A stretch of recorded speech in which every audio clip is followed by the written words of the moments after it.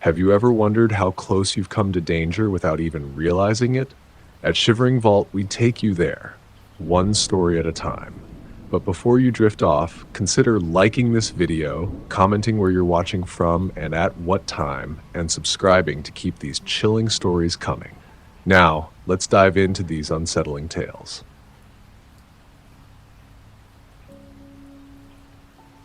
I don't really talk about this much. Honestly, I kind of buried it for a long time, and only recently it started coming back, little pieces at a time. I think I was around 7 years old when it happened. This was in California, in this small-ish town where nothing ever really happened. It was one of those places where people still left their doors unlocked and everybody kind of knew each other, especially through church. My family was big into church. My mom sang in the choir, and my dad helped set up the folding chairs for Sunday school. I was just a kid, so I didn't get it. I just went where I was told. That particular day was Easter Sunday, and our church was doing this big vigil thing in the evening. I remember the air smelled like jasmine and barbecue smoke, and the sky had that soft pink-orange glow, the kind of California sunset that makes everything look kind of magical for a few minutes. My mom made me wear this blue button-up shirt that was stiff as cardboard. I remember her licking her thumb and trying to flatten down my hair with it before we got out of the car. I complained about it, but she smiled and said I looked handsome and that I should be proud to look nice for Jesus. So I dealt with it. After the service, everyone sort of spilled out onto the church lawn. It was that time where grown-ups get into their long, boring conversations and kids are basically forgotten for a while. I was running around with a couple of other boys I knew from Sunday school, Jesse and Marcus.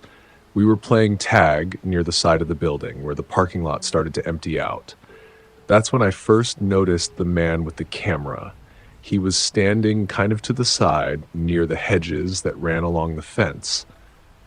He had a big camera hanging from his neck, the kind that looked super fancy, not like the little disposable ones my mom kept in her purse. He wore this beige jacket, kind of wrinkled, and dark pants that didn't really fit right. His hair was thin and longish, and I remember thinking he looked like someone who worked behind the scenes in movies or something. He smiled at me when we made eye contact. Not a huge smile, just a little one, like he was being polite. Then he lifted the camera and took a picture. I wasn't even sure if I was the one he was aiming at, so I just sort of kept playing.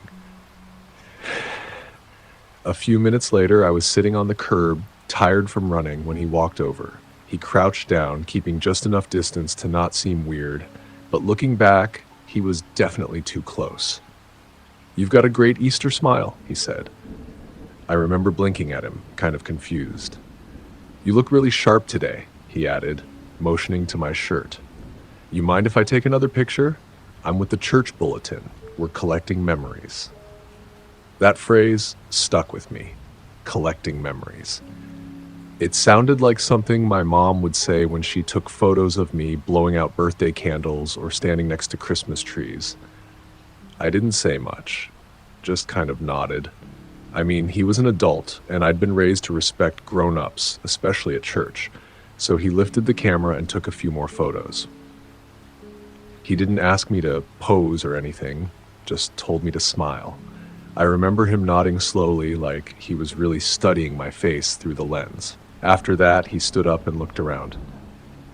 "Actually," he said, "would you mind if we went over by the garden? The lighting's better over there.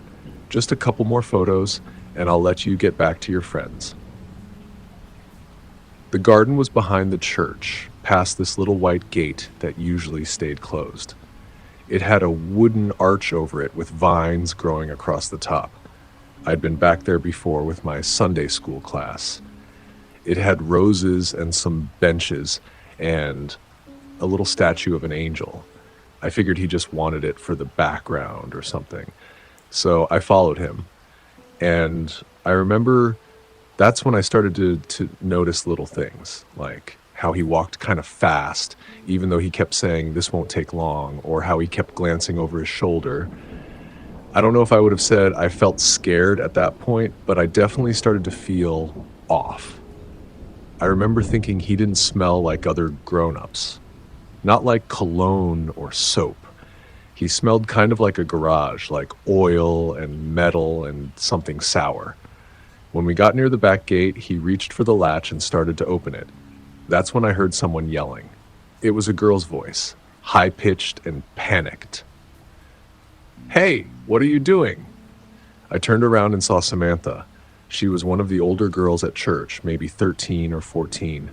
I didn't really know her, but she was staring right at us with this terrified expression. The man froze. I mean, just stopped moving like a statue. His hand was still on the gate. Then she screamed my name. "Josh, don't go with him." That's when the man moved. Fast. He didn't say anything, just let go of the gate and bolted. He didn't even try to go back toward the parking lot. He jumped the fence on the side of the garden and disappeared into the trees beyond it. Samantha ran up to me, grabbed my hand, and started pulling me back toward the church. I don't remember much after that. A lot of noise, adults yelling. Some people ran after him, but nobody caught him. I remember sitting on the steps while someone handed me a Capri Sun and told me everything was okay. But I could tell it wasn't.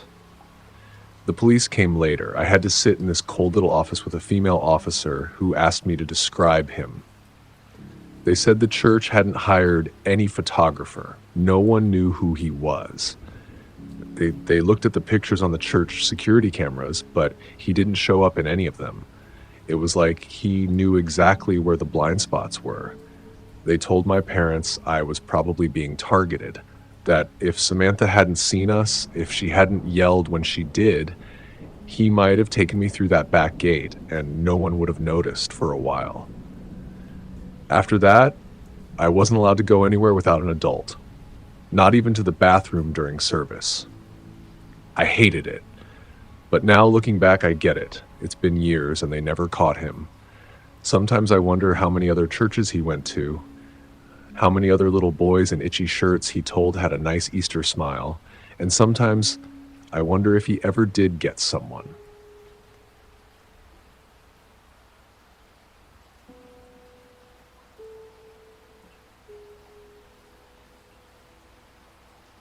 It was Easter weekend, and I was looking forward to a little quiet time, maybe some family gatherings, but I had something else to do first. You see, I'd volunteered for a local charity to deliver Easter baskets to some families in need. The baskets were filled with homemade treats and toys. Nothing fancy, but it was a way to give back, you know?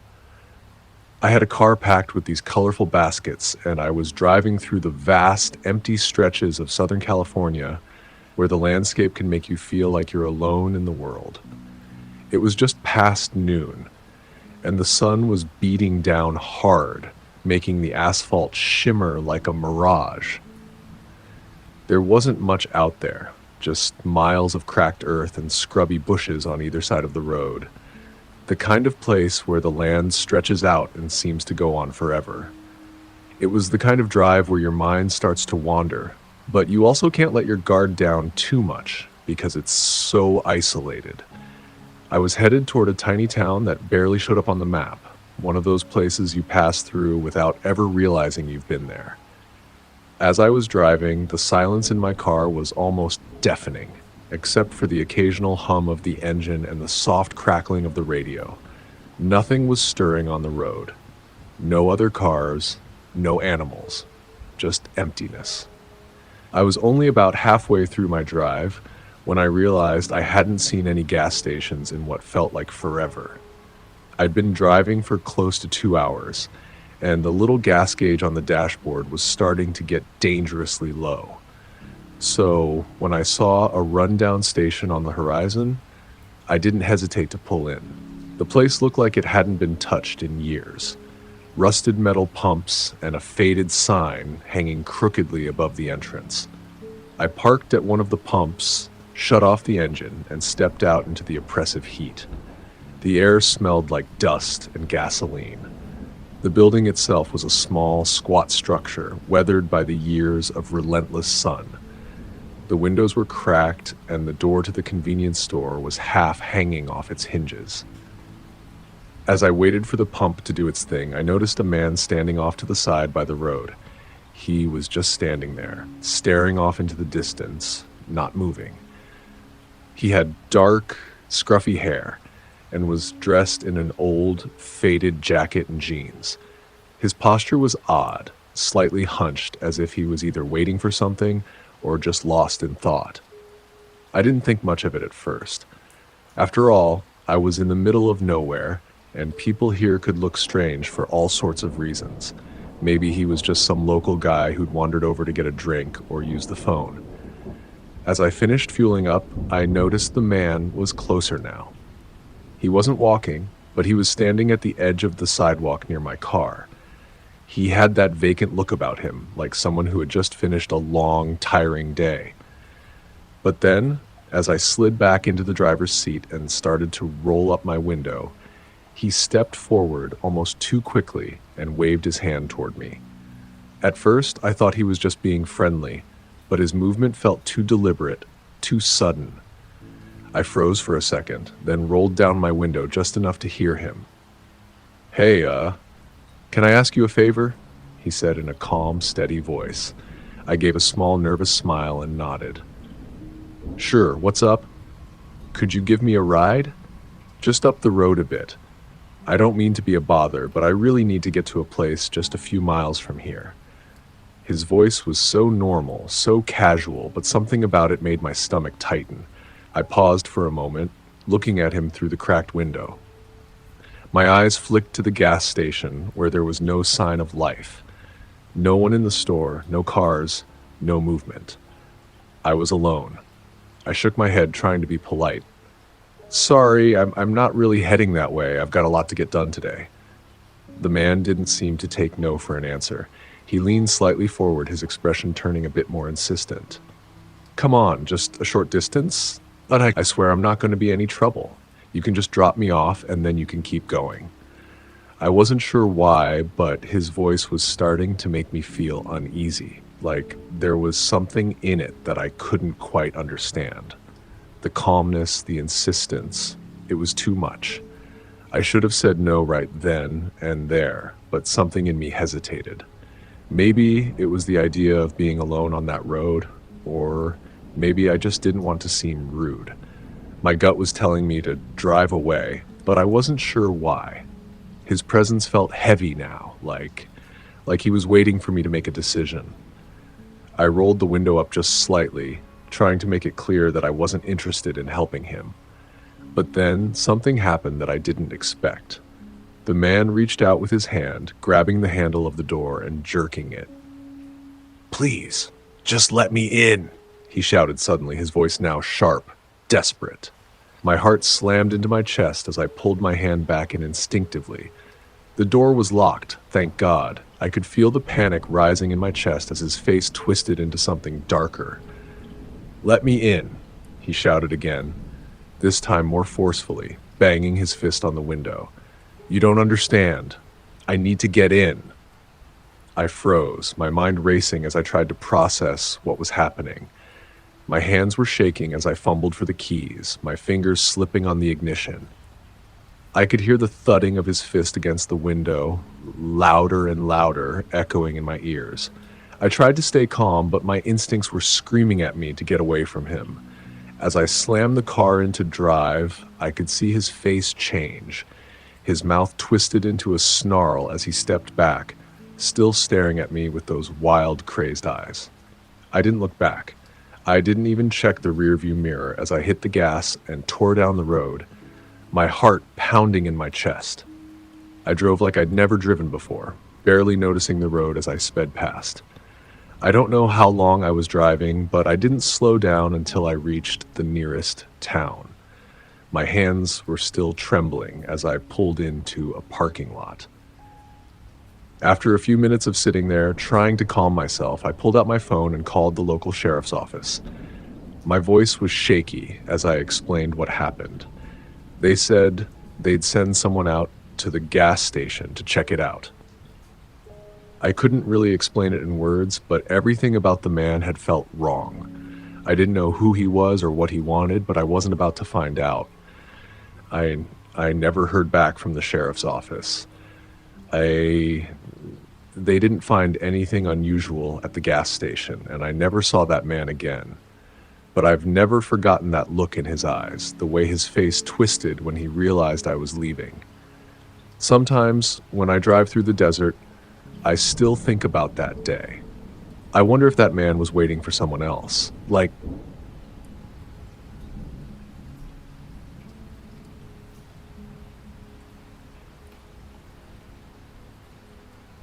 last Easter, my older sister Ashley asked if I could come down to LA and watch her apartment while she went up to Oregon with her fiance to spend the weekend with his family. I was in college up in Northern California at the time, and I didn't really have anything going on for the break. Most of my friends had gone home to visit family, and I was just planning on staying in the dorms, uh, maybe catching up on some online lectures I'd been putting off and watching crap on Netflix. So when she offered to let me stay in her place for a few days, I figured, why not? It'd be a nice change of scenery, and honestly, I could use some quiet. Ashley lived in this small apartment complex. It's one of those quiet, older buildings that's got like 12 or 13 units, and most of the tenants are either older or keep to themselves. Her unit was 6B, second floor, near the end of the building, facing a row of these sad, dried out hedges and a narrow alleyway that wrapped around to the back. I got in late Friday afternoon. The drive down sucked, as expected. Tons of traffic around Bakersfield, and I had to stop twice because my ancient Honda kept threatening to overheat. But I got there in one piece. Ashley was already packed and waiting when I pulled in. She gave me a spare key and ran through this whole list of instructions about feeding her cat, watering the tiny snake plant by the window, and not letting the neighbors borrow anything. After she and her fiance left, it was honestly kind of nice. Quiet. I fed her cat, Pickles, who is aggressively unfriendly, and ordered Thai food. Spent most of that night just lying on the couch watching horror movies.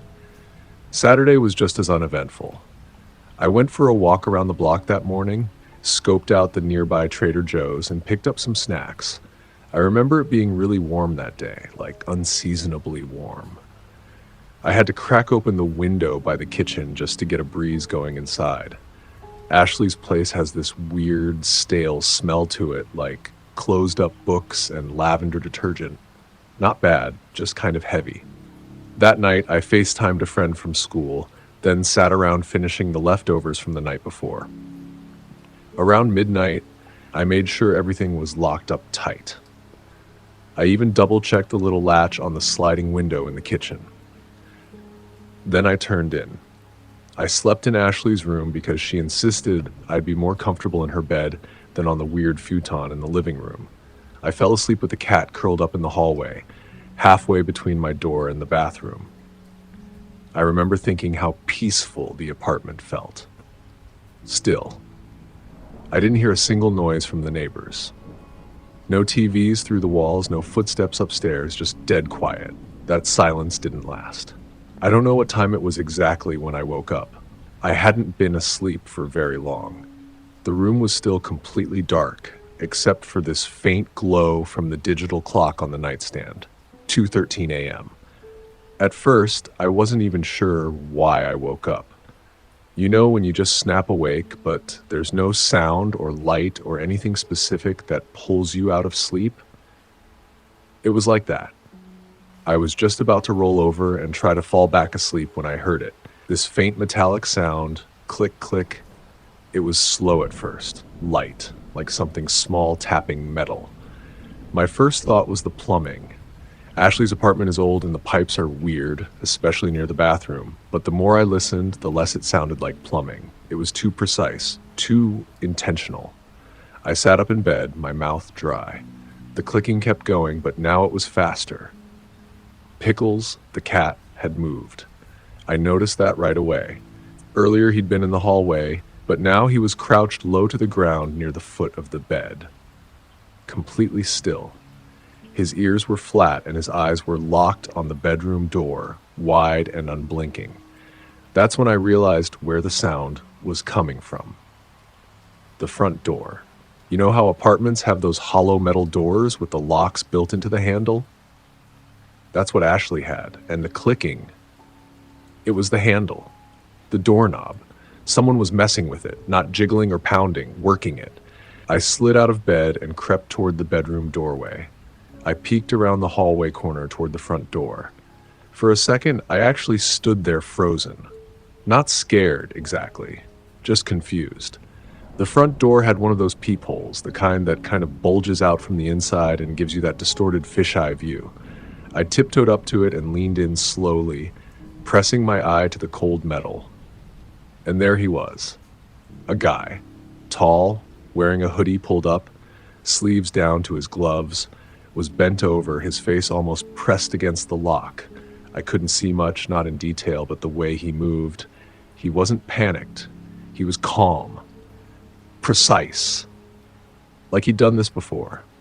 His gloved hands were working something, tools, I think, against the lock, barely making noise now, just that faint clicking sound every couple seconds. I don't know how long I stood there staring at him. It felt like forever. My breath was shallow and loud in the silence. Every instinct in my body was screaming at me to do something. I finally found my voice and shouted through the door, "I'm calling the police!" He froze, literally stopped mid-motion. His head jerked up like he'd just come out of a trance. Then, without a word, he bolted. No hesitation. Just took off down the walkway to the stairs.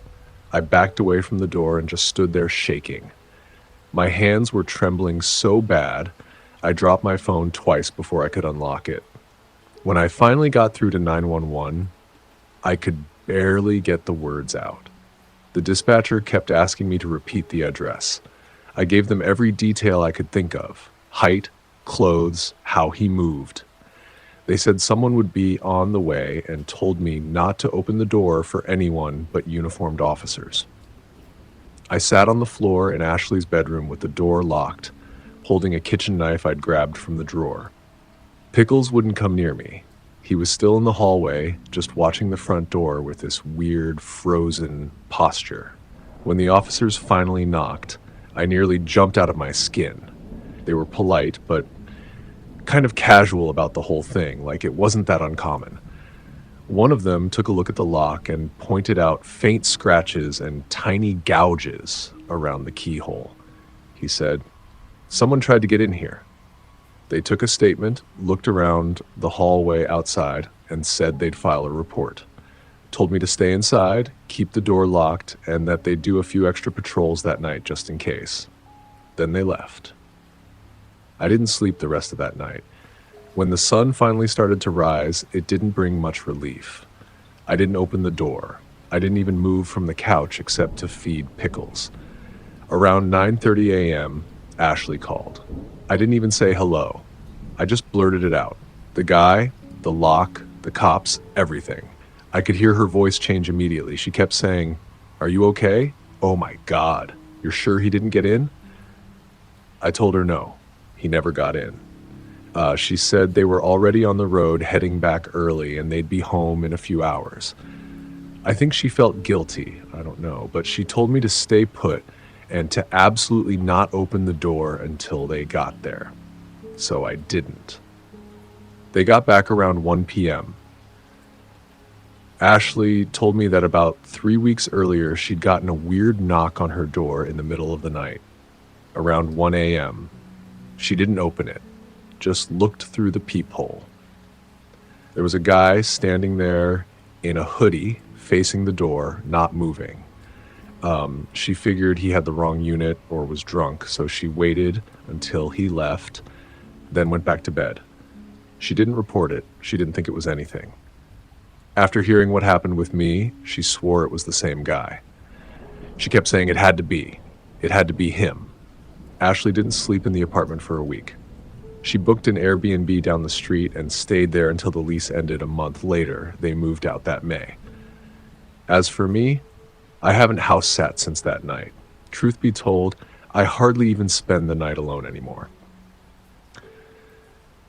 Some things just leave a mark you can't shake.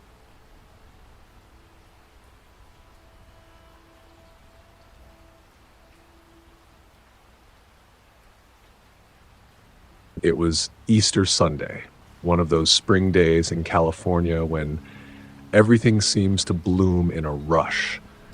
The kind of day that felt like it was made for the perfect family gathering. I was about 9 or 10 years old, too old to be jumping around with the little kids, but old enough to still love the tradition of the church's Easter egg hunt. My parents had dragged me out of bed that morning, the sunlight already peeking through the blinds of our living room, making the dust motes in the air sparkle like tiny stars. My little sister was already racing around the house, bouncing in her Easter dress, a blur of energy that I didn't have the patience for that early in the morning. By the time we made it to church, the parking lot was full, as usual. The small, white chapel was nestled in the middle of town, surrounded by fields and rolling hills in the distance. It was an old church, nothing fancy, but it was the heart of our small community. The people there had known each other for years, some even decades. I remember seeing the usual faces. Mrs. Bennett, with her thick glasses, always holding a coffee in one hand and a casserole dish in the other.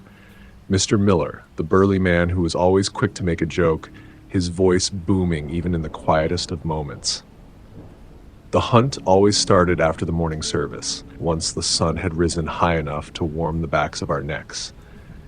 The grassy field behind the church was set up for the hunt, clusters of small plastic eggs, hidden in bushes, under trees, and between rocks. There was something so comforting about it, so simple. I knew exactly where to look, by the big oak tree, behind the stone bench near the field's edge, and along the rows of wildflowers that lined the perimeter. I had my green plastic basket in hand, the same one I'd used every year since I could remember. I had already found 3 eggs within the first few minutes. Nothing special, just the usual pastel pinks, blues, and yellows, filled with the usual cheap candy. I wasn't really expecting anything more than that. The grass under my feet felt cool, the dew still lingering in patches where the sunlight hadn't quite reached. I looked around at the other kids, some racing ahead while others paused, their baskets bouncing against their legs. The adults were scattered around the field, chatting amongst themselves, keeping an eye on the chaos. It felt like any other year. But then, out of the corner of my eye, I saw it. There, at the far end of the field, just beyond the familiar edges where the grass gave way to the darkening line of trees, something gleamed. At first, I thought it was just another shiny piece of foil, but no, this was different. It was too bright. The egg was gold, catching the sun in such a way that it practically shimmered like it was calling me, and I stopped walking and a strange curiosity swept over me. No one else seemed to notice it. The other kids were too busy searching in the usual places, laughing and shouting when they found another egg. Without thinking much further, I started walking toward it. The further I went, the taller the grass got, brushing against my legs as I passed by. I could hear the distant calls of the kids still playing in the main area. And then I was there. Just at the edge of the woods, where the trees stood tall and silent. I bent down to pick up the golden egg, feeling a strange coldness to it that made my fingers tingle. I wiped the egg off with my sleeve. I cracked it open, expecting candy, maybe a small toy, but there was nothing like that inside. There was only a small, folded piece of paper. It wasn't what I was expecting. I unfolded it carefully. "Come find the others." I don't know why, but the words made my stomach twist. I stared at it for a moment, the paper shaking slightly in my hand as I tried to process what it meant. The others? I looked up, my breath hitching in my chest. Standing just inside the trees was a man. He wasn't far. only a few feet beyond the tree line, hidden in the shadows. His tall frame was shrouded in dark clothing, and his face was partly obscured by the darkness of the woods. But I could still see his smile. It wasn't the friendly smile of an adult trying to encourage a child. It was something else. It was too wide. I felt my body tense, frozen in place, my heart hammering in my chest. I didn't want to look at him, but I couldn't look away. His hand lifted slowly, waving at me, beckoning me forward. He was calling me to him. I took a small step, my foot lifting from the ground as if it had a mind of its own. But then something inside me snapped. No. I immediately stopped and felt my heart race even faster. I dropped the egg, and without thinking, I turned and bolted toward the church, my breath coming in short, sharp gasps. I finally saw Danny, my older cousin, and ran straight to him. "Danny," I gasped, nearly knocking into him. "There's someone in the woods. A man. He's waving at me. He told me to come find the others." Danny looked at me, his face momentarily frozen in confusion, then concern. "What? What do you mean, a man?" He looked over his shoulder, scanning the trees. "Where?" "There," I pointed wildly, the woods seeming so much darker now, even though it hadn't been that long since I'd walked there. But the man was gone. There was nothing but the thick shadows of the trees and the faint rustle of the wind. Danny grabbed my arm gently, pulling me closer. "Come on, let's tell the adults. They'll know what to do." The adults were gathered in a small cluster just a few feet away, near the food tables where they had set up snacks for the families. I rushed over to them with Danny, and in between breaths I explained what had happened. My words were disjointed, the panic rising in my chest as I spoke. Mr. Miller was the first to react. He frowned deeply, his eyes scanning the area, his brow furrowing with concern. "A man?" he asked. "Where exactly?" I pointed toward the woods, trying to steady my breathing. "Right there," I said. "He was just standing there, smiling. He waved at me, like he wanted me to go to him." Mr. Miller nodded, his face hardening as he turned toward the trees. "Stay here," he said, his voice low. "We'll check it out." As Mr. Miller and a few other adults walked toward the woods, I couldn't shake the feeling that something was wrong. I couldn't tear my eyes away from the line of trees, half expecting to see that man step out from the shadows again. But when the adults returned moments later, they were empty-handed. No man, no trace. Just the quiet rustling of the wind in the trees. "Nothing there," Mr. Miller said, shaking his head. "Just a bunch of shadows." They told me it was probably just someone messing with me, maybe one of the older kids from the neighborhood. But something inside me didn't believe that. The rest of the day went on as usual, but it was never the same for me. The adults gathered everyone together, giving vague instructions to stay in groups. We didn't see the man again, but sometimes I still think about him standing there, waiting. That's it for today's tale from Shivering Vault. If you have a story worth sharing, drop it in the comments or send it our way. Don't forget to subscribe and share with your fellow thrill seekers. As always, the Shivering Vault thanks you for unlocking today's tale. Until next time, the vault awaits your return.